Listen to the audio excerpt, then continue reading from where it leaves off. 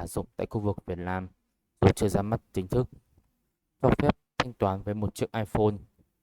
Hiện tại, người dùng có thể thêm thẻ Visa TPBank và Apple Wallet là phương thức thanh toán chính của mình. Sau TPBank thì hôm nay Apple VPBank cũng đã hỗ trợ thêm thẻ vào Apple Pay. Trước đó thì Vietcombank cũng thông báo đã có thể tích hợp thẻ lên Apple Pay. Tuy nhiên, thông báo này sẽ bị ẩn đi. Để tiến hành liên kết thanh toán bằng thẻ TPBank trên Apple Pay, bạn cần phải liên kết thẻ TPBank với Apple Wallet.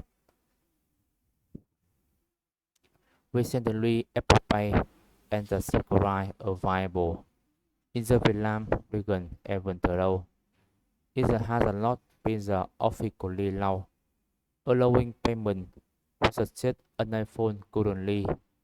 User can add TPBank Visa card to Apple Wallet as they make the payment method.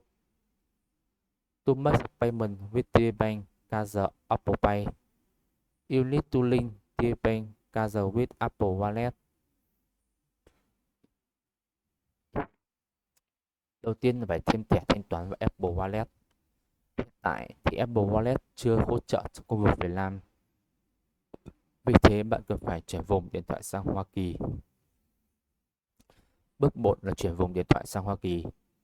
Bước 2 là vào Apple Wallet, bấm dấu cộng ở góc bên trái, nhập thông tin thẻ TPBank, nhập mã xác nhận gửi về điện thoại và hoàn tất. Sau khi liên kết thành công, việc thanh toán bây giờ là rất là dễ. Bước thứ nhất, bấm nút nguồn 2 lần. iPhone sẽ yêu cầu bạn xác nhận bằng Face ID, Touch ID hoặc barcode. Sau khi xác nhận, đưa đầu iPhone vào máy POS. Khi iPhone rung lên, có nghĩa là bạn đã thanh toán thành công. Add payment card to Apple Wallet. Currently, Apple Wallet doesn't support the Vietnam region. Therefore, you need exchange for the phone region to the United States to add the card.